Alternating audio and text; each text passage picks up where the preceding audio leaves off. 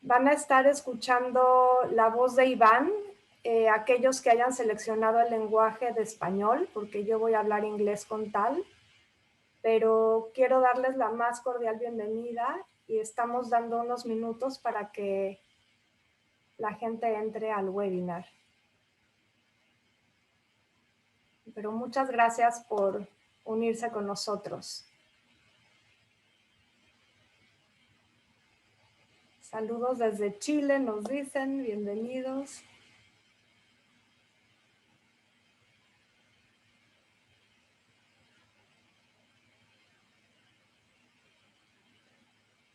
Hola Gaspar, Argentina, qué gusto verlos por aquí.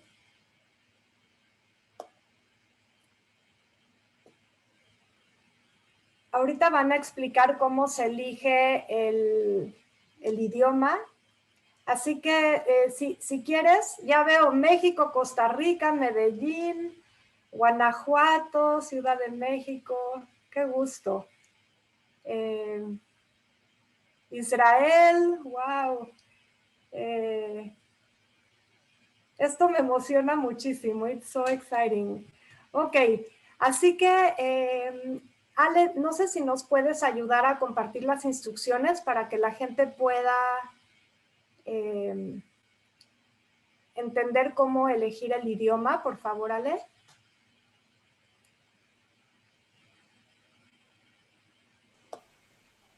Hola, Arlen, ¿las pueden ver? Sí, ya. Sí, perfecto. Sí. Ok, entonces la sesión se va a estar transmitiendo en 2 idiomas simultáneamente. Si tú quieres elegir alguno de los 2 idiomas, haz clic en el globo terráqueo que te aparece en el menú que dice interpretación y ahí puedes elegir si quieres escuchar el webinar en inglés o en español. Así que es muy fácil. Cualquier duda, pues estamos al pendiente. La que sigue, Ale, por favor. Quiero tomarme un minutito para agradecer muchísimo a todos nuestros aliados que han estado ayudándonos en esta revolución de la felicidad, compartiendo enseñanzas que aportan verdaderamente mucho al bienestar de la gente. Así que de verdad un aplauso grande por su esfuerzo y además también un gran agradecimiento por su colaboración. Y sí, bueno, pues ya puedes dejar de compartir, Ale, muchas gracias. Quiero darles la más cordial bienvenida a este webinar. Es para mí un placer enorme contar con la presencia del doctor Tal Ben-Shahar, líder mundial en el estudio de la felicidad y del bienestar. Como ustedes saben, Tal ha sido muy reconocido por toda la labor que ha hecho desde que inició enseñando un curso de bienestar en Harvard y bienestar organizacional, que se volvió uno de los cursos más populares en la historia de esta universidad. Y desde entonces ha escrito muchos libros, es autor de muchos bestsellers, es el pues, fundador de Happiness Studies Academy, una academia que busca enseñar la felicidad y recursos y herramientas que puedan ayudar a la gente a potenciar su nivel de bienestar y de felicidad. Nosotros en el Instituto de Bienestar Integral hemos estado colaborando con Tal ya por 6 años, compartiendo sus enseñanzas para el mundo de habla hispana y actualmente pues hemos traducido todo el programa al español del certificado en estudios de la felicidad y bueno, es un gusto enorme que nos acompañen. Voy a empezar a hablar inglés para que Tal me pueda escuchar. But Tal, welcome. It's such an honor and such a pleasure to be spending this evening with you. And I really thank you so much for your time and consideration to share what you know with the Spanish-speaking world. Well, thank you, Arlene. It's wonderful to be here. It would have been even more wonderful to be in Mexico or Colombia or Brazil or wherever people are from, but this will have to do for now at least. Yes, I know we had planned a really nice event in Mexico City and we had to postpone it, but I hope it happens soon. So thank you again, Tal. And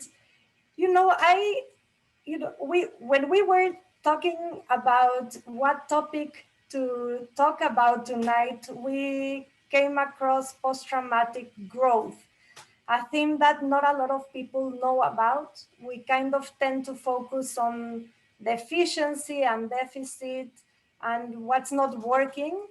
And we think that adversity will break us. But in reality, there is another option, and we decided to talk about that option tonight. So so please tell us a little bit more about what that option is. Yeah, so first of all, I'm very glad we're talking about it, and here is why. So in my classes, I often ask my students, and most of them are psychologists, but not all. I often ask them to put their hand up if they know what PTSD is, post-traumatic stress disorder. And just about everyone puts their hand up. They've heard about it. They've studied it in a previous class, or they've read about it in the newspaper. They know what post-traumatic stress disorder is. And then I ask them to put their hand down, and I ask a second question, and I say, please put your hand up if you know what PTG is. Nobody puts their hand up. PTG is post-traumatic growth. They haven't heard about it. Even psychologists have not heard of post-traumatic growth, or many haven't. And that's unfortunate, because you know that post-traumatic growth is potentially twice as likely as post-traumatic stress disorder. In other words, growing as a result of trauma is twice as likely as breaking down as a result of trauma. If first, you know about the possibility of post-traumatic growth, you know about the existence of post-traumatic growth.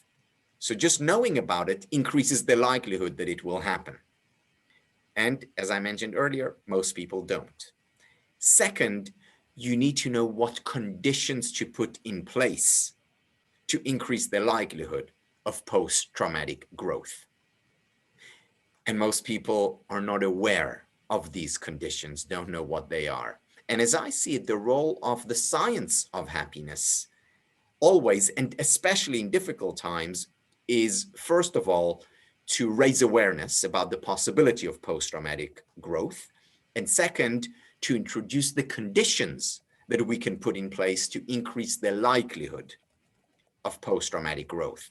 Notice, it's to increase the likelihood, not to guarantee it, because unfortunately, nothing we do can guarantee growing from trauma. But we can certainly significantly increase the likelihood that it will happen.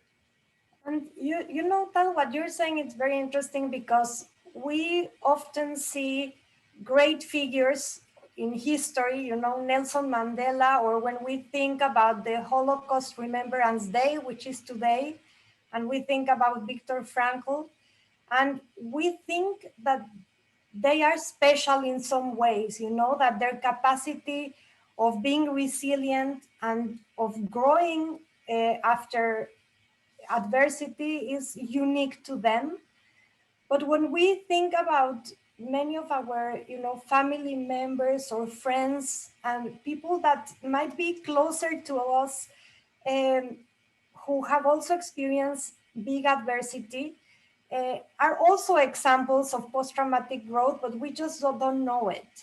So why do you think this is so? Why do we think these characteristics are, you know, special of some people and not, you know, belonging or a capacity that all of us can cultivate and actually have. Yeah. You know, I think, Arlene, a lot of it has to do with awareness. Awareness of this possibility, because the possibility exists in all of us. You know, as you were talking, I was thinking of one of my favorite studies that my mentor, my teacher, Alan Langer, conducted. So Alan Langer, still today, is a professor at Harvard, actually spends half her time in Mexico. And she did the following study with students at Harvard. She brought them into the lab and randomly divided them into two groups. The first group, and these were all science students, so they studied physics or biology or chemistry. She brought them in, and she told them about great scholars and Nobel Prize winners in the sciences. And after she told them about them, and most of them knew them, she asked them, how likely are you to do what they did? And just about all of them said, oh, you know, this is unrealistic. This is beyond the realm of possibilities. This is out of our reach. And then she brought in a second group of people, and she told them about the exact same individuals with one difference. She also told them about the journey that they took on the way to their Nobel Prize, or on the way to their great discovery, or their impressive achievements. In other words, she told them about the steps that they took and what happened along the way. Now, what happened along the way? There were students just like they were, and they experienced insecurity, and they failed time and time again before succeeding. And after she told them the story, the process, the steps that they took, she asked them the same question. How likely are you to make it there, to achieve these great feats? And this time it was suddenly a possibility. It was suddenly achievable. It was something that they could see that they could achieve and how they could achieve it. Now, this is very important study, and the same applies when we look at the great people throughout history. Whether it's the Viktor Frankls of the world, whether it's the Nelson Mandelas of the world, whether it's the Anita Roddick's of the world, the founder of The Body Shop, whether it's of the great writers or philosophers or politicians or leaders or parents. We look at them and we're overwhelmed.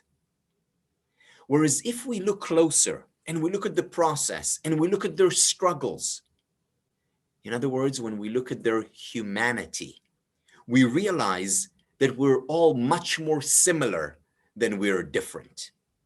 And that we innately have these strengths, have these capacities.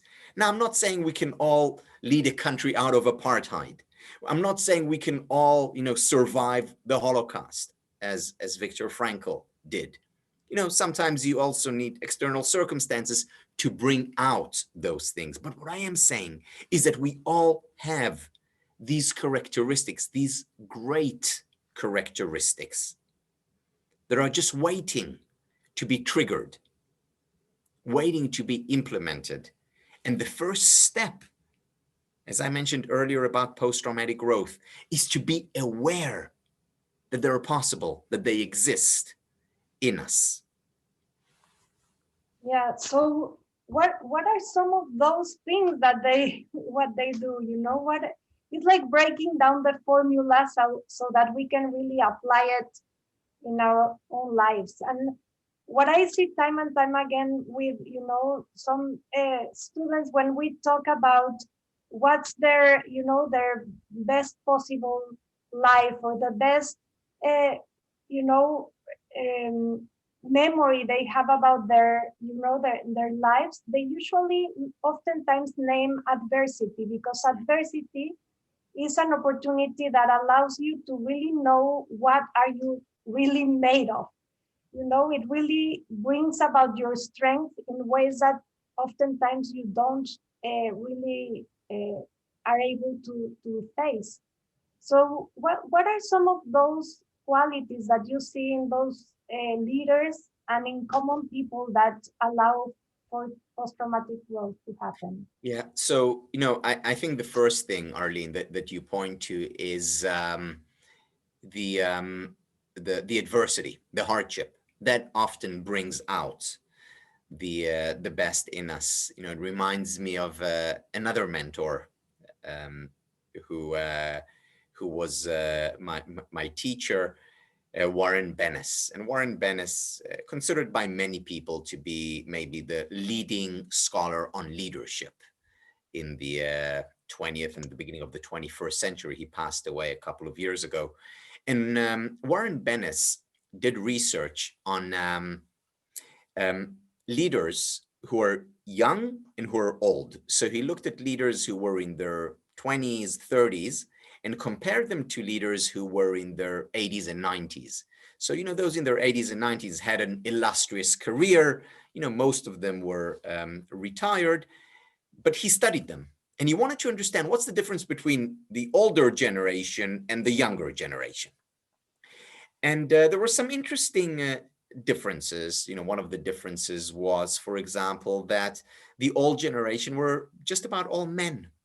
Younger generation, there were men and women. Another difference was that the old generation, they didn't even talk about work-life balance. Whereas the new generation did much more so. So there were some interesting differences. But there was one similarity that he identified, and he ended up writing the book primarily about that similarity. And the one similarity was that they all experienced crucibles. Crucibles are very difficult experiences.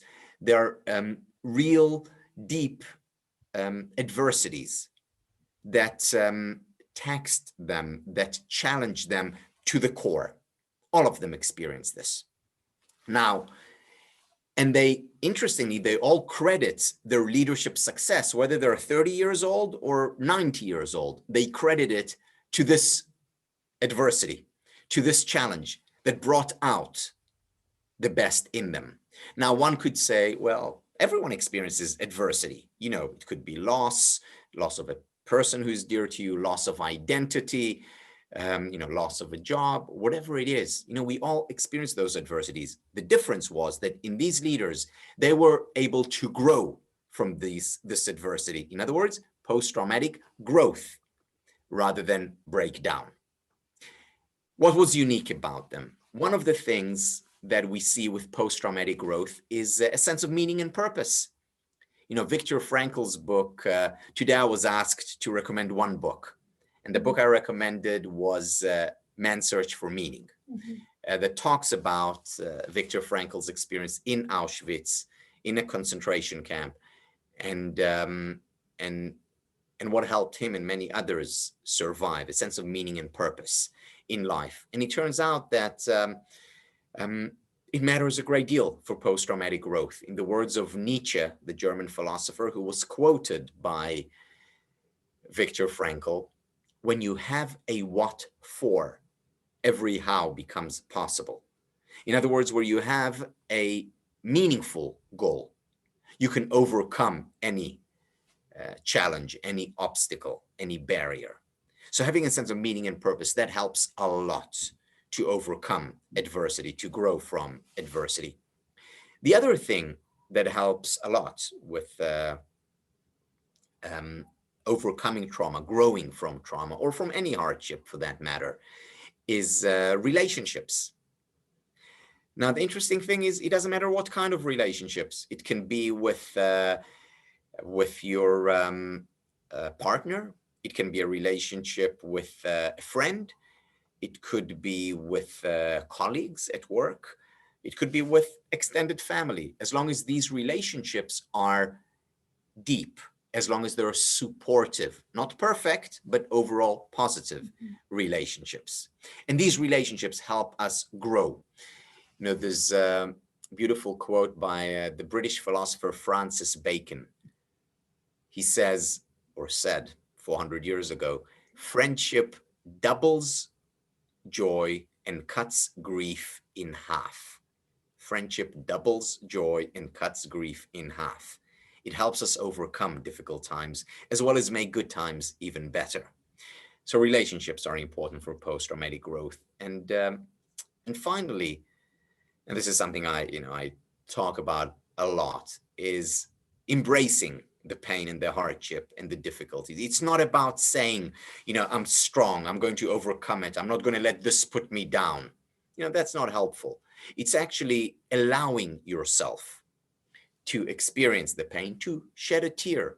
I'll give you just one example of what for many people is the most challenging experience, the most difficult of traumas, and that is the loss of a loved one. And essentially the people who lose someone they care about can be divided into two groups. The first group say to themselves after, I'm strong, I'm not going to let this bring me down. People look at them, we look at them and say, wow, they are strong. That's admirable. That's good. And then there are people on the other side who break down, who cry, who can't stop talking about it, who seem weaker as a result of that loss. And we look at them and say, oh, wow, I hope they'll be okay. I'm worried about them.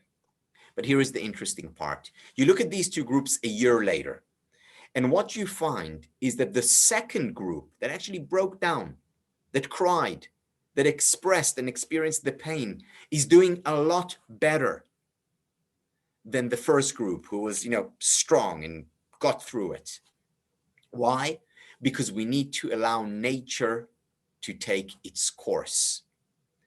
We need to allow the free flow of emotions. We need to express rather than suppress the pain, whether it's by crying about it, whether by talking about it, whether by writing about it. These are all ways of expression that help us grow from hardship rather than ultimately break down. I think what you're saying, Tal, is so important because a lot of people, well, all of us are going through difficult times at the moment. It's of course an adversity, and some are facing loss of a job, loss of their, a family member, a loss of freedom, loss of movement, etc. And many people have asked me sometimes, is it okay for me to really feel the pain? And oftentimes when you're really confronting something that is very dear to you and very difficult at the moment, you are in this mode of moving forward. You need to take care of a lot of things, you need to be solving a lot of issues, and you don't allow the feelings to come up at that moment. And then there is some time for you to break down. And a lot of people feel a lot of fear about it. So I think what you're sharing with us is especially important because it really shares the message that whatever the feelings that you're experiencing in the moment, it's okay. And they will pass if you allow them to come up and to experience them, and then understand that they're like in this agile, movement, that emotions change, and that sorrow and pain and all of these painful emotions will shed away, and something new will come. And that, at least I think it's a message of hope for many of us. Yeah, Arlene, as you're talking, I'm thinking about a few things. The first thing is a song by Demi Lovato, which is it's okay not to be okay. Mm-hmm. I think there's an important message here. Second, you're talking about the impermanence. This is very much a Buddhist idea, mm-hmm. but there is a lot of research backing its its importance today. And the Buddhist idea of impermanence, this too shall pass. Yes, I'm going through pain and agony and struggle. But if I allow the natural process to unfold, I will heal and I will feel better. So this emotion is impermanent. And finally, you talked about hope. And I often remind myself and my students and colleagues that the difference between sadness and depression is that depression is sadness without hope. So it's when we have hope, when we know that these emotions are impermanent, that too shall pass, that is when we are actually more likely to feel better, to overcome the pain. Yeah. And, actually, I like a quote very much that says that in times of despair, hope, it's when we need hope the most, because it allows us to be able to look forward into something that can motivate us or gives us the help us open up the our views about the world and about the future, and allows us to continue our journey moving forward. So I think that, some people think, in times of despair is when we lose hope. And I think it's in times of despair when we need to cultivate it even more.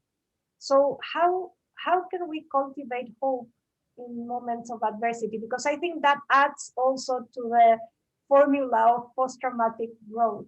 Very much so.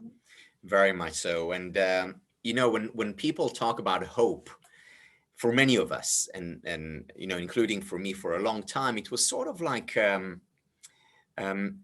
amorphous or shapeless concept that we very much associate with mysticism or with religion.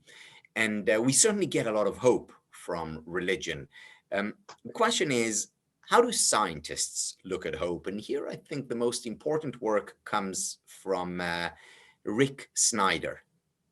So Rick Snyder was a positive psychologist, and he defined hope as comprising two elements. The two elements of hope are willpower and way power. Willpower and way power. Willpower is about the clenched fist saying, yes, I can do this. I'm capable of doing this. I have the tools to do it. I have the abilities. Yes, I can. This is willpower. Way power is about knowing which way to take in order to do it, and which way to take if the first way doesn't work, and which way to take if the second way doesn't work. In other words, to find alternative routes, alternative pathways towards the outcome that I want to achieve. And it's only when we have both, first, that I believe that I can do it. Yes, I can. That's willpower. And that I know how to do it in the face of challenges and difficulties along the way. And to have the flexibility to think about many different ways, because especially in moments of uncertainty, we don't know which of those ways is going to work, right? So it's cultivating that capability of being flexible cognitively, right? And to be able to carry those ideas forward. Exactly right. It reminds me, I was watching Serena Williams play. This was a few years ago. I think it was in Wimbledon or one of the Grand Slams. And she had just won a game after being down 1-love in sets, and something like 4-1 down in the second set. And she came back and she won. And she's done it often in her career, coming back from the brink of defeat. And she was interviewed after, and she was asked by the the reporter, how do you do it? How did you do it? And, you know, she sort of laughed and she said, look, every time I go on court, I always have a plan A. I know how I'm going to play my play. You know, they all know each other. I know how I'm going to play my opponent. And then if plan A doesn't work, I always have a plan B.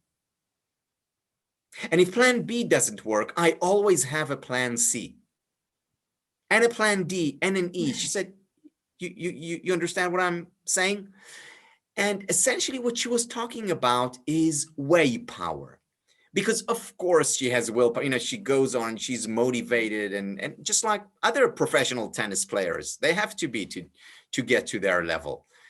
But I think that what makes her perhaps the greatest tennis player or maybe athlete in history is that she also focuses on way power. This is what I'm going to do if this doesn't work. And if this doesn't work, this is what I'm going to do, and on and on. Yes, exactly as you say, Arlene, she's very flexible and she's able to take out plan A or B or C or F or G if necessary. Yeah. And, you know, a lot of people ask questions regarding, you know, they've been losing their jobs or their jobs are changing. And oftentimes, you know, some people work in a certain area, and sometimes, you know, I have come up with some people that are struggling in really understanding what else to do, you know. And I always say, you know, what haven't you tried? You know, you have sent your resume to 10 places that do exactly the type of work that you do, but maybe you haven't sent your resume to, you know, another 100 places. Or maybe this is the time for you to volunteer somewhere so that you get to know more people and people know your capabilities and they know your work ethics and they know, you know, who you are. And eventually, if something opens up, maybe you will be the first in line, you know? Or maybe you have this backup plan that you decided one day when things go well, I'm gonna do this work that I love and it's my passion. And maybe it's the right time for you to try something new. And I think a lot of the work that has been done, for example, in Stanford with design thinking has to do also with cultivating that flexibility in your mind and really thinking about all the different options that you can have. And I think those options in moments where we have lost something important like a job, and I know in this webinar we have a lot of coaches, and we might also have people who are struggling in this area, it is a good moment to really think about these many options that you might have not tried or even considered and to give them a chance. Yeah. So asking yourself, what haven't I tried? You know, and taking the risk. And then maybe if I fail, then I think about another opportunity, but being self-efficacious, you know, like really thinking that you have the power in your hands to drive you forward. I think it's also an important component of post-traumatic growth and growth in general. In general. Yeah, I agree. You know, in 2002, I was still a graduate student, and I was teaching, but mostly studying. And because I was at a business school, I was asked to be the business tutor of undergraduate students. And I remember I gave a short talk about the market. This was 2002, I think. And what I said to them, I said, look, the market's not good this year. Last year, it was amazing. And companies, whether it's investment banks or consulting companies, came to Harvard and basically offered undergraduates a signing bonus. Just come and work for me, please. Whereas I said this year, market has crashed. Thousands of people were actually being laid off in the financial institutions, sector, and I said it's going to be a lot more difficult this year. And a student who was in one of my sections put his hand up and said to me, Tal, you know, you're our positive psychology teacher. And right now, for the past 20, 30 minutes, all we've heard is negativity and pessimism. Is there anything positive that you can say to us? And the other people in the room chuckled, like smiled, and I didn't know what to say. And I was going to say, his name was Shane. I was going to say, Shane, things happen for the best. But then I realized before I opened my mouth that I don't actually believe that. And I said to him, Shane, I'll get back to you. And 2 or 3 days later, I got back to Shane and I said, look, I've been thinking a lot about your question. And here is what I can say to you. Things do not necessarily happen for the best. However, we can choose to make the best of things that happen. Things do not necessarily happen for the best. However, we can choose to make the best of things that happen. And in just about every situation, we can choose it. Look, the fact that the pandemic happened, that people are dying, it's not for the best. It's terrible. It's tragic. The fact that people are struggling with jobs, that anxiety levels are at an all-time high, it's difficult. It's tragic. But it happened. There's nothing we can do about it now. But what we can do is choose to make the best of what had happened. And the way we can do it is, for example, by thinking about what are some different things that we can do. Are there other opportunities? Can I try something different? Can I think out of the box? In addition, can I find some meaning in what's happening now? Can I express myself? Give myself the permission to be human, or whatever it is that I can do to make the best of things that happen. Yeah, and I think that the phrase that you just shared with us sheds light into something else, which is the capacity that we have to find what Maria Sirach calls finding, paradise in hell. We're trying to find something good in the midst of despair, or becoming a benefit finder in the sense that it's not, it's not making myself believe that things are good and, as you said, things happen for the best, but that we always have the capacity to also find something that we are grateful for, even in very hard circumstances. And I think that's why gratitude is also one of the main ingredients of a resilient life, and also a life with purpose. So I think that quote is that you shared is really interesting, Yeah, and gratitude is one of the conditions that can help post-traumatic growth. Learning to be grateful, to savor, to appreciate the things in our lives can help a great deal in difficulties. And one of the basic premises of the whole field of positive psychology, as well as of a related field called appreciative inquiry, is that in every situation, every relationship, every person, every organization, we can always find something that works. This is why, when we do the gratitude exercise at night, it's important to do it even when we have hard days.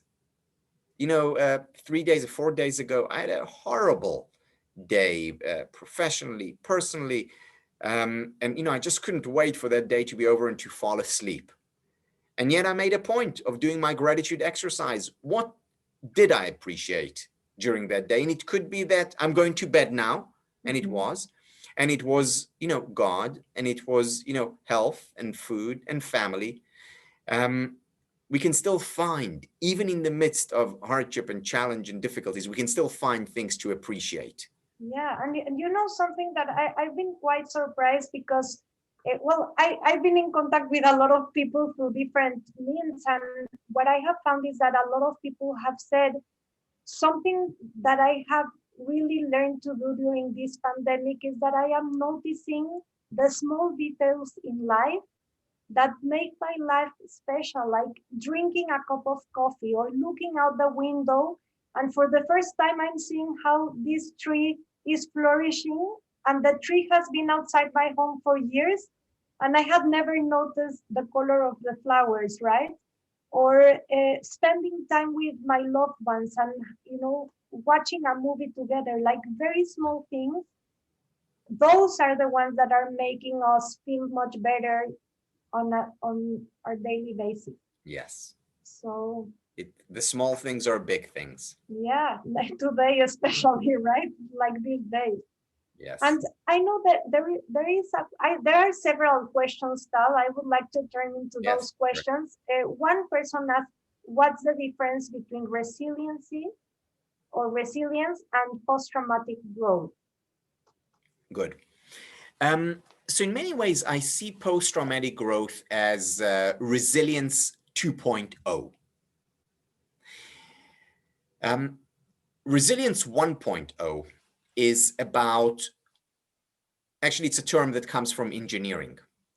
So you have a material, you put pressure on it, you put stress on it, and what happens? It bounces back. It goes back to its original form.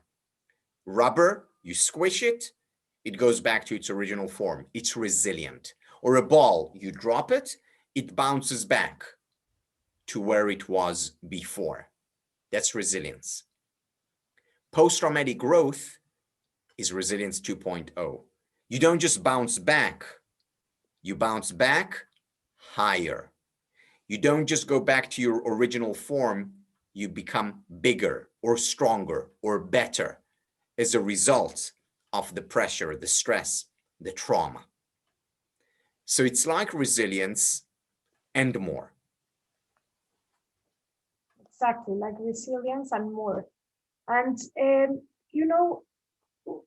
is a question that has to do with, and I think is how can we cultivate resilience 2.0 in general. It says especially how can we help children learn about hope, because they are also struggling and they are living under very difficult conditions. So what would be your advice to help children?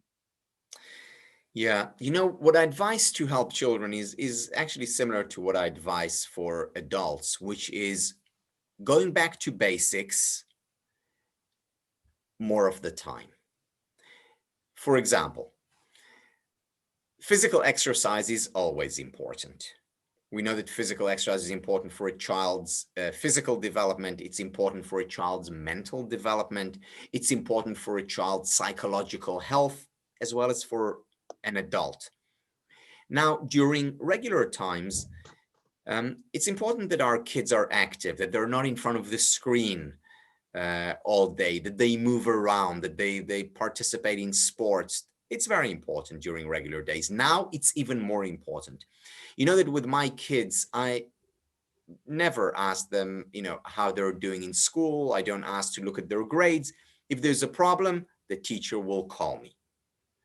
However, I always ask about sports. I make sure, especially now when they can't go out with friends and play basketball or dance, because we are in lockdown, then I exercise with them, even if we have to do it on the spot or watch a YouTube aerobic class. It doesn't matter, but I make sure that they move.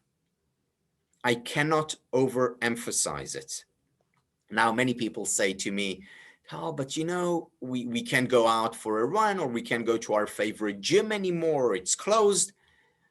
Sorry, but no excuse. I'll share with you a story that that I find very powerful and convincing. This is Rami Harpaz. Rami Harpaz was an Israeli fighter pilot, and during one of the wars, his plane was shot down, and he was captured, and he was put in prison in solitary confinement for years. And he had a tiny cell, which was something like 3 meters by 3 meters, with a toilet inside, with the with his bed inside, with a chair inside. And he spent years in this tiny cell. And he wrote about his experience after he was released. And he said one of the things, if not the most important thing, that kept him sane during that time was that every day he exercised. How? He walked the figure 8 around the room 600 times every day. That was his exercise. Now, if he could do it in his conditions, we have no excuse. Our children have no excuse. We have to exercise regularly. So that's one thing that we can do. The other thing is we have to be there for them by listening to them. This is the time when they, more than anything, need a place to express their emotions. Just to talk about them. We don't need to find solutions to their problems or challenges, though if we can, that's great. What they need more than anything else is for us to be there present so that they can talk, so that they can express their emotions, so that they can give themselves the permission to be human. And hence, they can grow from this hardship. By listening, we're also strengthening the bonds, the relationship, which is the #1 predictor of post-traumatic growth. And you know, when I think about children, and when many of us adults are thinking, how can I help a child? We often underestimate the power of example, which, Bandura has highlighted so much. And I think we need to exert that power. We as adults need to be able to show that we feel all the emotions, that we also get frustrated, but that we wake up the next day and we try our best. And maybe things, don't happen the way that we would like, for them to happen, but we continue to show up. And I think really when we hear so much about the term mindfulness and becoming mindful of savoring what happens during the day, I think it's also understanding that mindfulness is about being in the present moment and also choosing how to react in the next moment, like knowing what's present. And then, as Viktor Frankl says, allowing for some space and then choosing the way, we want to act. And I think for children, really having some examples of our common humanity and our common struggle allows for those conversations to emerge. Exactly right. Children don't need a perfect role model, or in other words, a perfect robot. Mm-hmm. They need an imperfect human being who struggles as well, because when they see that is precisely what will give them the permission to experience the full range of emotions. Yeah. Thank you so much, Tal. And I know we have a few minutes left. There is a question that goes a little bit to a different route, but the question is about how is positive psychology similar or not to Stoic philosophy? And I think that can lead us the way to understand, why did you create this certificate in happiness studies, or how did you embark to study about happiness and the science of well-being, because I think it's related. Yes. So, first, a few words about Stoicism. One of my all-time favorite books is Meditations by Marcus Aurelius. He was a very successful, powerful emperor, Roman emperor, and also a philosopher. And he talked about our ability to experience life's difficulties and hardships and ups and downs with a relative sense of equanimity. And in many ways, he laid the foundation for what today we know as cognitive psychology. So that's Stoicism. When it comes to the science of happiness and to what we teach, for example, in our certificate program, we do teach Marcus Aurelius. In fact, we read him. And we also read Marty Seligman, who talks about who teaches cognitive psychology. And we apply it, and we also look at the physical body, and we also look at relationships, and we also look at spirituality and a sense of meaning. And we look at all these elements and we bring them together into a coherent whole. And all these elements affect our happiness, our well-being, or our whole being. And what led me to create the Happiness Studies Academy, and specifically the certificate in happiness studies, is the fact that there is so much wisdom out there by the likes of Seneca and Marcus Aurelius, the Stoics, and by the likes of Aristotle and Plato, the Greek philosophers, and Lao Tzu and Confucius, and brilliant thinkers like Marianne Evans and Alan Langer, and more and more. And the wisdom, the collective wisdom of these individuals and these schools of thought can help us lead happier lives, and no less important, can help us help others lead happier lives. And this is the focus of the certificate program. It's through philosophy and psychology, and specifically positive psychology, and neuroscience, and literature, and biology, and film, and theology, and economics. It's taking all these different disciplines and creating a unified, synthesized, interdisciplinary field of happiness studies that once again asks the two questions: how can I become happier? How can I help others do the same? Yeah, and I think the way I understand the SPIRE model that you have created as a model of well-being that incorporates these 5 elements: spirituality, the physical, intellectual, relational, and emotional, is that each of them are like doorways, because we human beings, we have a tendency to identify more with cultivating the intellectual or the mind, or to cultivating our physical body, or we are more inclined to cultivate this meaning in life.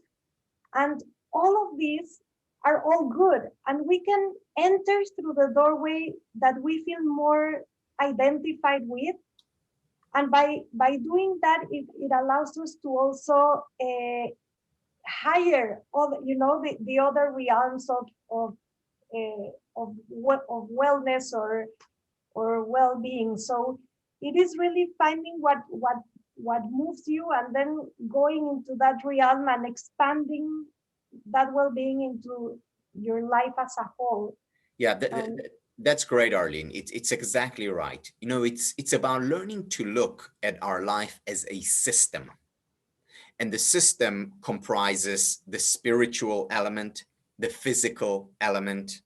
It comprises the intellectual element, the relational element, and of course, the emotional element. And we can enter the system. We can create leverage and influence the whole system through any one of these elements. So, I was saying that, 3 or 4 days ago, I had a horrible day. And what helped me get through it was a good book. I decided to go the intellectual path. Another time it could be sharing your difficulties with a friend, relational, or connecting to your purpose, spiritual, or going out for a run. It's amazing what, how exercising can change your mindset. Or meditating, or crying, whatever it is that works. There are so many ways. And again, what we emphasize in all our courses is ways of entering and influencing that system, that whole being. And I think that answers the question that one of the attendees is saying, how can I teach this to my students in this time of adversity? And I think really teaching children, teaching adults how to cultivate all of these different realms of well-being allows them to see that there are a lot of options. We have talked about how important it is to know that there are many different venues and that you can help yourself in each of them, especially in times of adversity. So yeah, this is the hope that you were talking about. Exactly. Well, Tal, I know there are many other questions there, but we have just 3 minutes left. So I would like to really thank you so much for being here. And I would like to invite you all to learn more about the Certificate in Happiness Studies, which starts on Monday, right, Tal? It's Monday. Coming soon. There is still time for you to sign up, and we have a special discount. You can go to www.ibi.mx.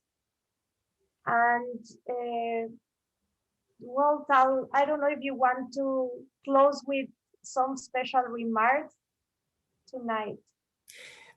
Yes, tonight, as every night, I'm going to write down the things for which I'm grateful in my notebook.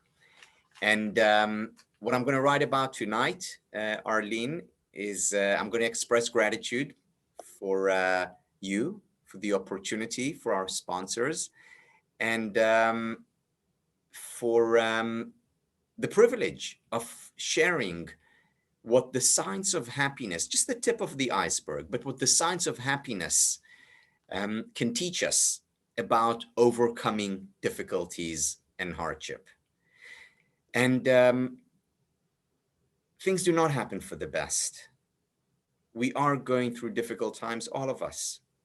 And yet, what the science of happiness can help us do is make the best of all that has happened. So thank you again, Arlen. Thank you all.